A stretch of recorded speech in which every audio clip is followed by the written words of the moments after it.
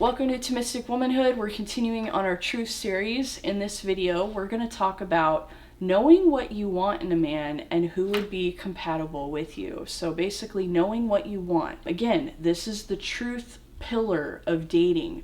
You know, you want to have a certain authenticity in dating. You know, you want to know what you're trying to do here. What are you trying to accomplish? You know, don't just float into some relationship and, oh, this guy likes me, I guess I'll go for him. You know, you have to know what you want. And it can be a little daunting, but part of it is you have to kind of take a step back and, you know, think about what are relationships for? What is marriage for? I'm filming this in 2021, and in our super technology driven society, it can often be like, well, what do I need a man for? You know, like I have my own job, I have this, I have that, you know, what do I need a man for? You know, there is an aspect of life that is still, like, men are still very much necessary. And it's not just for emotional comfort. It's not for having somebody to like cry on their shoulder. Men are necessary to give you a feeling of safety in the world. How many of you, when you were in a relationship, and maybe you're single now, you notice the difference? If something scary happened in the world, wasn't it always consoling if you had a boyfriend? It was like, I don't know what it is, but men lend a certain gravity and like strength to life, and they, you know, they make you feel safe. And that probably sounds like horribly sexist because, you know, as women, we're basically taught to like not have any vulnerability and not admit that we, you know, want men around. But if you'll be honest with yourself, men make the world a little more tolerable in far as like the risks and the danger. And I think for men it's different. I think with men, a woman gives them a sense of joy and purpose in life. I think life gets really gray and colorless for men. You know, we kind of like brighten things up. And in return, you know, for us women, men, yeah, they make us feel a little more secure and safer. You know, people always say women want security, and we do, but it's not always financial. You know, sometimes it's kind of just a emotional security. But yeah, so basically, you want to know what you want. You want a man that you can rely on, that you can trust. You want to sit down and ask yourself, do I want to be married? You know, is this the plan for me? Is this the life for me? And then you have to think about raising kids. There's a lot of talk of like, well, you know, I don't know if I want kids or this or that. And it's like, marriage and children is what most people are meant for. Not everybody. You know, you might watch this and be like, well, not everybody has to have a child, and you know, like, I don't want my life to be biologically driven. And it's like, okay, fine, maybe you're an exception, but there are a lot of us women who we do feel happier and fulfilled when we have, you know, familial relationships. We have a husband, we have children, we have grandparents, we have parents, you know, we have siblings that we talk to. A lot of us women get a lot of fulfillment out of our relationships. So, you know, you need to find a man who can fit in with that, you know, who's going to be a good husband and a good father. You know, you're not looking for somebody to just have a good time with. You know, a good time is short-lived, you know. You need something permanent because, again, us women, you know, we have a shorter time frame, and we have to make good choices because we don't have you don't have your whole life. It's important to live your life in the proper phases. And when you're young and in your 20s, that's the phase to find someone and settle down. You know, that's going to be the easiest time to do that. And then after that, you know, you move into the second phase of parenthood and raising children. And then, you know, after that, you're a grandparent, and that's the next phase of life, you know. There's, you know, people talked about seasons of life, you know, it's kind of the same idea. But basically, you know, we covered in the last video a concept called hypergamy. I think the red pill community kind of takes it a little to the extreme, but the hypergamy is basically the concept of women mate and like date and marry either at or above their like social standing. And what that translates to in practical terms is, and us women, we all know it, you know, you want a guy that you can respect and who you don't think is a loser. Nobody wants to get with a loser, you know. So however you define that, you know, make a list of what you want in a man, you know. I filmed a video, probably about a year ago at this point, and it was all about like my scoring system for dating. You know, I sat down, I made a list of everything I wanted in a guy.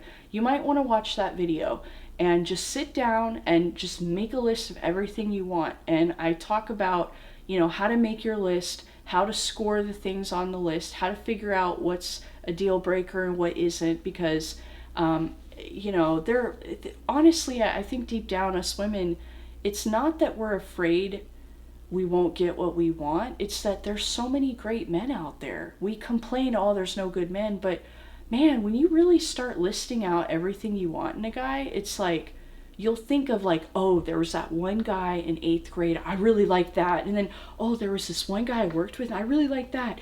And as you start making your list, you'll realize like, wow, there's a lot of great men out there. So it can be a little overwhelming. And so in that video, I talk about, you know, kind of how to come up with some kind of a framework to figure out like, is this guy attractive?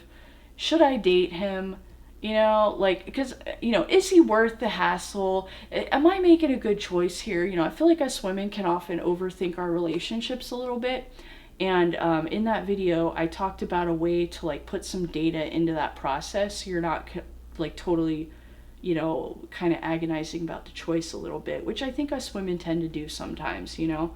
But yeah, you want to know what you want, and then think about, what do you need in a man? You know, there are certain basic things that you need in a guy. You know, he needs to be trustworthy. He needs to be respectful of you. He needs to love you. You know, he needs to be attracted to you. Don't get into these situationships where you're not sure if the guy really likes you. You know, him really liking, like, he needs to be sold on you, you know.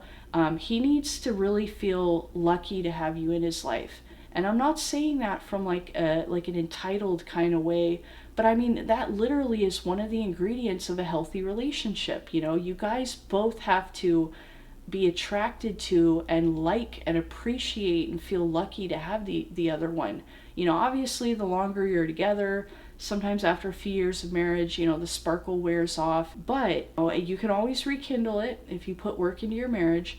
And again, at least in the beginning, you know, that sparkle and that enthusiasm should be there. So that's one of them. You know, other things you need, like, he needs to have the same morals and values as you. You know, he should share his religious ideas and yours should mostly align, you know. You should try to get someone of the same religion as you, usually the same political leanings as well. I hesitate to say that because we're so politicized nowadays, but you know, you guys should have generally the same views on like religion and politics, things like that, you know, big things. And then you also need to sit through and think about, you know, what do you want in a relationship? What do you want your marriage to look like? You know, and I mean very practical, day-to-day details. You know, this is the non-romantic stuff. Yes, you want your husband to, you know, leave you rose petals in the bathroom or something and have romantic, you know, dates and things like that, of course. But there's also a practical side to marriage. You know, who's gonna be the breadwinner? Are you both gonna work? Is one of you gonna work? Who's gonna stay home with the kids? Who's gonna handle the finances? You know, do you want your husband to come home and give you his paycheck and you pay all the bills, or does that stress you out because maybe you wouldn't be working, and you know, so you'd want him to handle that? You know, where do you guys want to live? Do you want to live in the city? Do you want to live in a rural area? Do you want to live on a farm? Like, you know, what are your life goals? How many kids do you want to have? You know, do you want to be a stay-at-home mom? Is that really important to you? Or do you not mind if you know, work? You know, because some men want a stay-at-home wife. Other men would prefer somebody to help out with the bills. It just depends, you know? And so these are things that you need to think about for yourself so that you can understand, you know, so that you can have informed conversations about this. You know, let's say you meet Mr. Right and he sits you down and he wants to talk about those things. If you don't know for yourself what you want, you're not going to be able to have that conversation with him. You know, otherwise it'll just be like, well, whatever you want. And then maybe you'll end up, you know, 3-4 years into your marriage and you're really resentful and you're like, you know, this was a bad fit. Well, it's because you didn't think through these things before.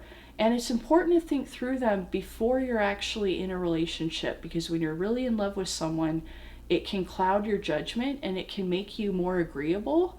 And then you'll go, oh yeah, like let's say I'm the kind of person, like I've had people who are like, and I'm kind of changing my mind on this in light of recent events in the world, which I will not mention because of the algorithm stuff.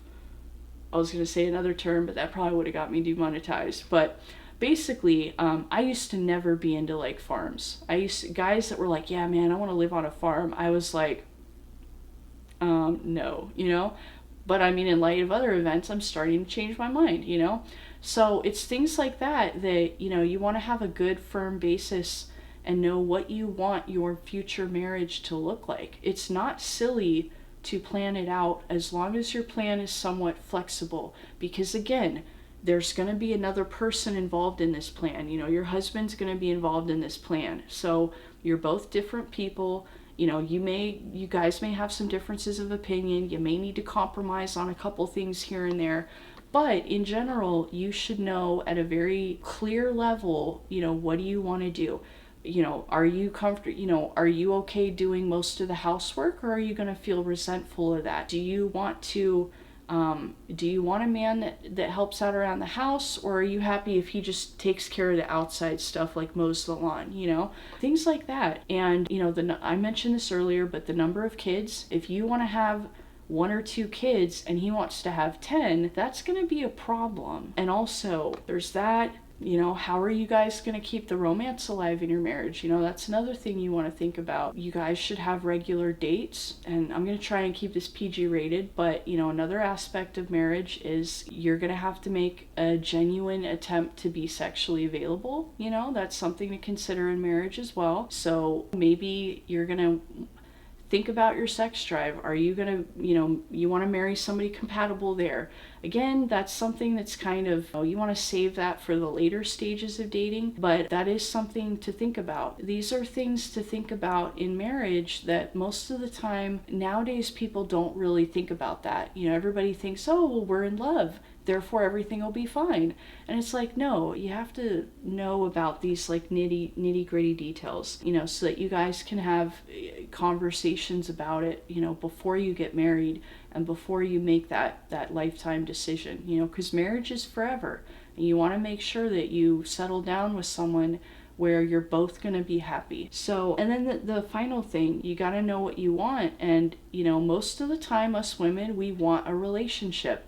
We want something that is at least potentially heading toward a marriage. Now, obviously, you're not going to marry every guy you date. And it is not something that you're not going to know in the first few dates, you know, whether this guy, you know, whether he's the one and you're going to marry him. But you don't want to date men who tell you outright, I don't want a relationship. I just want to see where this goes. I don't want a relationship. Or, I don't believe in marriage. Marriage is just a piece of paper. Or, I don't want kids. Under no circumstances, I do not want children. Those 3 things are deal breakers. Do not date and waste time with men like that. If this guy doesn't want kids, fine, let him go be childless with someone else, and then he can enjoy being in a nursing home when he's 80 and he'll have nobody to visit him, like whatever. But life's too short to deal with time wasters, you know. And if a guy is opposed to marriage, you know, if he thinks it's just a piece of paper, if he thinks it's too much of a risk, you know, there's a very strong, you know, there's a lot of, like, it's called MGTOW. There's a lot of men on social media nowadays that, you know, granted they've gone through horrible experiences, horrible divorces, and then they get bitter about women, and they start teaching the younger men that, like, oh, marriage is a bad deal, your wife can leave you and take, you know, half your stuff, blah, blah, blah. And so, and it's kind of sad because these younger men, they've never had a chance to actually find a great woman and settle down, and they're already having their thinking poisoned with like fear and apprehension of like, oh, some woman's gonna ruin my life. And it, you know, as long as you pick a good person who has the same like morals and values, then, you know, the likelihood of that happening is very low. So be careful if you get some guy who's got a chip on his shoulder about marriage, he doesn't want to get married. Don't date men like that, because you'll just fall in love with someone who's, you know, gonna make you miserable. because, you know, you guys, it could get to a point where you both fall in love, and then what are you going to do? He doesn't want to get married and you do, and then you'll be at an impasse and you'll have this painful breakup, and it just sucks. And then, you know, this also goes for men who are married. You know, obviously don't get involved with men who are married. Men really, marriage is a big deal for men, and they have to really emotionally bond to a woman in order to take that step with her. And so when a man is married and you're messing with a married man, 9 times out of 10, they're not going to leave the wife for the side chick. It's sad but true. And that wife is in a position of power over the side chick because he has already made that commitment to her. Yes, he's clearly unhappy in the marriage. He's being immature. He should work it. Both spouses, if somebody's unhappy, they should work it out between themselves and not cheat. But sometimes people do that, and then, yeah, you know, you'll get a situation where there's a married man, and don't go down that road. It will very much mess up your goals of settling down and having a good marriage for yourself. You know, you don't want some other woman's leftovers. Like, sorry. But yeah, so anyways, that's the second video. Know what you want. These are some practical, non-romantic things. You know, us women, we know very well what we want for like the fun romantic stuff. But, you know, this is the more practical side of it, and it's important to give some thought to that and have, you know, a general idea of what you want in a man and a general idea of what your deal breakers are and what your red flags are. So, food for thought.